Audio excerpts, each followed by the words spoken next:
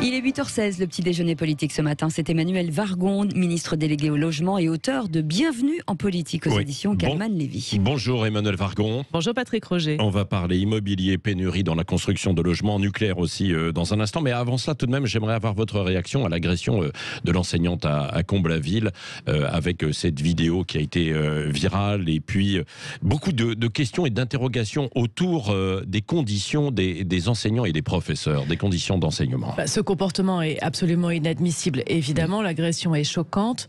L'éducation nationale a réagi tout de suite. L'élève a été exclu. Et puis, conseil de discipline. Voilà, conseil de discipline. Et puis, par ailleurs, je crois que l'élève et deux autres sont en garde à vue. Donc, ça veut dire qu'il y a une réaction rapide. On a besoin de maintenir l'autorité des professeurs dans la salle de classe. La salle de classe, c'est un sanctuaire. Et donc, il n'est pas possible que des élèves se comportent comme ça. Il y a un moment où, finalement, plus personne ne sait comment se comporter. Il faut remettre les bases de l'autorité du professeur dans la classe. Parce qu'on dit que ça doit être un sanctuaire. Mais s'il n'y avait pas eu cette vidéo, si ce n'avait pas été filmé, ce serait passé sous le tapis. Comme malheureusement, ça existe beaucoup quand vous discutez avec des enseignants qui vous le disent, qui vous rapportent de tels faits. Les établissements réagissent, les chefs d'établissement réagissent, il y a des conseils de discipline, pas seulement quand il y a des vidéos, heureusement. Et moi, j'apporte tout mon soutien, non seulement à l'enseignante, mais à tout le corps enseignant de l'école et à l'éducation nationale en général, bien sûr. Oui. Venons-en donc au plan d'investissement France 2030, une trentaine de milliards sur 5 ans, engagés par Emmanuel Macron, autour des technologies de demain, dont le nucléaire. Alors ça veut dire que, Emmanuel Vargon, il n'y a pas débat finalement, on ne peut pas se passer de nucléaire ? Je pense que c'est important qu'il y ait débat parce que l'indépendance énergétique... Il n'y a pas débat puisque là, le président a décidé.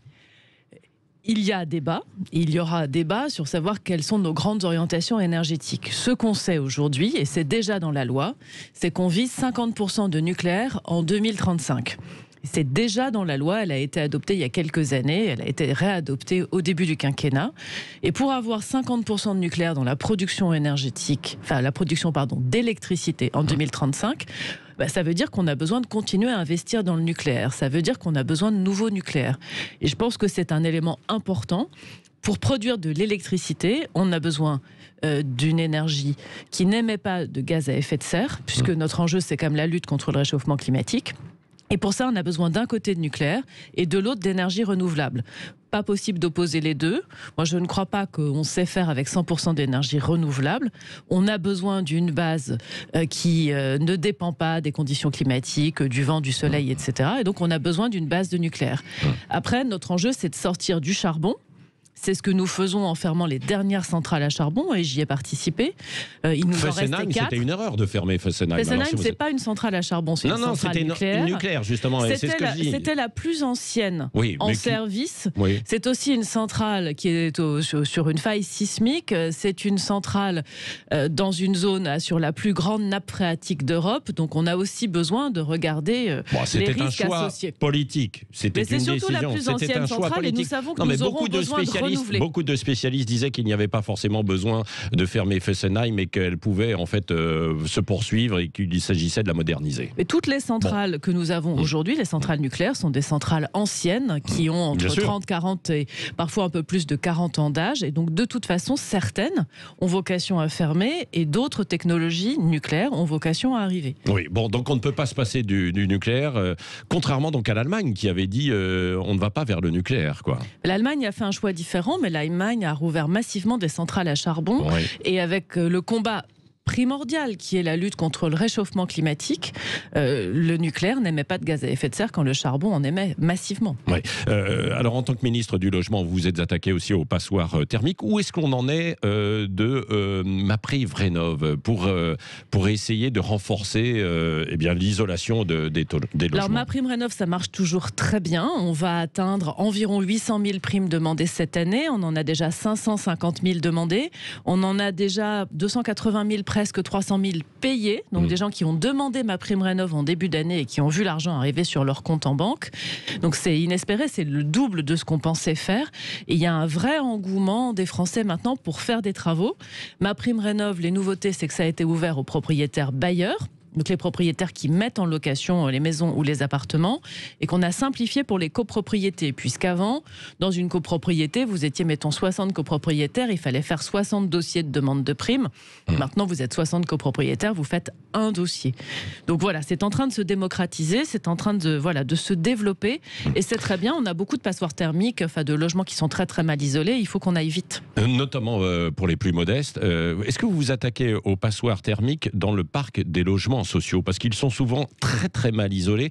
Et là, on se pose une question, qui va payer? Qui va financer? Alors en fait, là, il y a un peu des idées reçues, parce qu'il se trouve que statistiquement, si on prend tout le parc des logements sociaux, ils sont plutôt en meilleur état énergétique. Les nouveaux notamment. En fait, si vous prenez tout le stock, oui. Les 5 millions de logements sociaux, il doit y avoir à peu près 12% qui sont dans les plus basses étiquettes, F et G, et la moyenne nationale du parc, c'est plutôt 17-18%. Donc si vous prenez la totalité des logements sociaux, ils sont plutôt mieux isolés. Mais enfin, il en reste. Dans le plan de relance, nous avons une enveloppe de 500 millions d'euros pour financer la rénovation des logements sociaux eux-mêmes. Et sinon, ce sont les bailleurs sociaux qui investissent dans leur capacité d'investissement. Ils ont un plan ambitieux, donc notre objectif commun, c'est qu'ils aient rénové la totalité des F et G d'ici 2025 et 2028, les G pour 2025, les F pour 2028. Je crois qu'on rénove 200 000 logements sociaux par an. Donc ça passera que par de la rénovation, ou parfois il va falloir raser en fait des bâtiments? Et vous savez que dans les programmes de rénovation urbaine, les programmes qui sont portés par l'ANRU, l'agence, dans les quartiers de la politique de la ville, dans certains cas, on démolit parce que les logements sont trop vétustes pour reconstruire et aussi pour refaire un urbanisme différent. On sait aussi que démolition-reconstruction, c'est compliqué. Le bilan écologique n'est pas très bon, puisque ça veut dire beaucoup de déchets et beaucoup de nouveaux matériaux. Et puis c'est aussi difficile pour les habitants, parce que malgré tout, tout le monde n'a pas envie de voir son logement démoli. Donc dans le premier plan de rénovation urbaine, on démolissait massivement.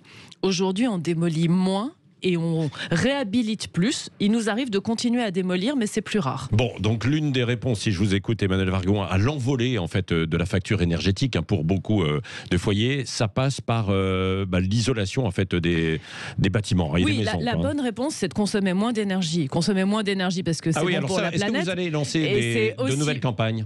On en lance régulièrement des campagnes. Là, on en lance une actuellement sur les métiers du bâtiment, parce que ça marche donc bien. MaPrimeRénov' et les carnets de commandes des artisans sont pleins pour la rénovation et d'ailleurs pour la construction. Donc on lance une belle campagne sur les métiers du bâtiment, parce que ce sont en fait maintenant des métiers écologiques, ce sont des métiers à haute technologie, et donc on a besoin de recruter.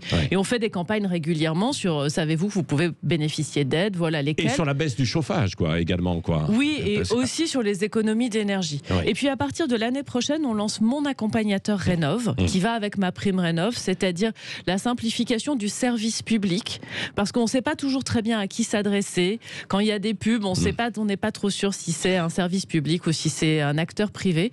Donc on simplifie tout ça avec un service nouveau, Mon Accompagnateur Rénov', qui vous aide à savoir quoi faire. Oui, Emmanuelle Vargon, crise de l'immobilier et du logement toujours. Vous chiffrez à 2 millions à peu près le manque de logement. Ça correspond à quoi ? C'est assez difficile de savoir combien de logements il manque. Mais en gros, on a 2 millions de demandeurs de logement social qui sont en attente. Et dans les zones les plus tendues, les plus difficiles, l'attente, ça dure 5 à 10 ans. La Fondation Abbé Pierre parle de plusieurs millions de mal logés. On a 200 000 personnes qui sont logées, qui sont hébergées dans des structures d'hébergement d'urgence. Donc on manque de logements. Et on a besoin de construire plus de logements neufs, en particulier des logements collectifs dans les zones tendues, en ville. Et on a besoin de remettre sur le marché les logements vacants, de rénover les logements en mauvais état. Donc il y a un combat pour le logement à mener dans ce pays. Oui, Emmanuel Macron avait parlé de zéro SDF dans les rues en 2017. On est à 300 000 aujourd'hui. Ah non, on n'est pas à 300 000 dans les rues. Non, c'est important. Pas dans les rues, sans domicile. Voilà. On est sans domicile. Sans domicile avec certains qui sont hébergés dans des hôtels parfois d'urgence. C'est plus que certains, parce qu'on est à 300 000 personnes qui n'ont pas de solution du tout, dont environ 280 000 qui sont hébergés dans des hôtels ou dans des structures pour demandeurs d'asile quand ce sont des demandeurs d'asile. Donc on est entre 10 et 20 000 personnes vraiment à la rue. Aujourd'hui, en ordre de grandeur. Oui, sans abri. Voilà, sans abri qui dorment à la rue. C'est difficile à évaluer et j'ai proposé à toutes les villes de France, toutes les grandes villes qui le souhaitaient, de faire une nuit de la solidarité tous ensemble qui aura lieu en janvier. Ce sont les nuits dans lesquelles on va de façon systématique à la rencontre des personnes à la rue, à la fois pour les aider, mais aussi pour essayer de savoir de combien de personnes on parle. Certaines villes le font depuis longtemps, là on va le faire nationalement. On refait une enquête INSEE en même temps, justement pour avoir une idée de combien de personnes en parlent. Mais la dernière fois que ce comptage a été fait à Paris, on avait 30 personnes de moins que la fois d'avant. Donc on est quand même avec une amélioration de la situation, même si ça reste très fragile. Oui, donc je suis humble sur ce sujet. Oui. Venons-en à l'encadrement des loyers. Est-ce qu'il a changé quelque chose? C'est un peu tôt pour le dire, parce qu'en fait l'encadrement des loyers a été mis en place à Paris et à Lille en même temps que la crise Covid, en gros. Et donc, quel est l'impact de l'encadrement des loyers versus l'impact des changements de comportement de cette énorme crise sur le marché immobilier? C'est encore difficile à dire, mais effectivement, il semble qu'on ait une meilleure modération des loyers, notamment à Paris, qu'avant l'encadrement des loyers. Moi, j'y suis favorable et j'ai autorisé l'entrée de Bordeaux, de Montpellier et de Lyon dans l'encadrement des loyers. Oui, à propos de modération des loyers, il y a toujours le logement social, les HLM dont on parlait tout à l'heure. Marine Le Pen, comme Éric Zemmour, propose de réserver en priorité les logements sociaux aux, entre guillemets, je mets aux Français. Qu'est-ce que vous leur répondez? Je leur réponds que ça n'a pas de sens parce que c'est pas ça notre modèle de logement social français. Le modèle de logement social, il est financé par les cotisations sociales, par le livret A, donc il est financé par tout le monde et il est ouvert aux Français et aux personnes étrangères en situation régulière. Et quand on parle après d'intégration, de capacité à vivre ensemble, de capacité de tous à adhérer au modèle français, le logement social en fait partie. Mais est-ce qu'on doit avoir la nationalité française? Non, on ne doit pas avoir la nationalité française, on doit être en situation régulière sur le territoire français.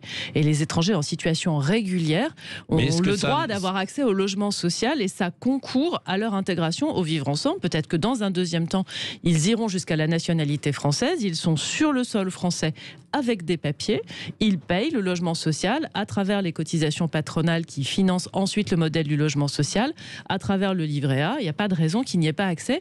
Et puis, c'est 900 000... Il n'y a pas de raison, certains peuvent s'interroger, quoi, en disant qu'ils n'ont pas la nationalité française, c'est 900 000 personnes sur 5 millions, et donc je ne vois pas où est la difficulté de mon point de vue.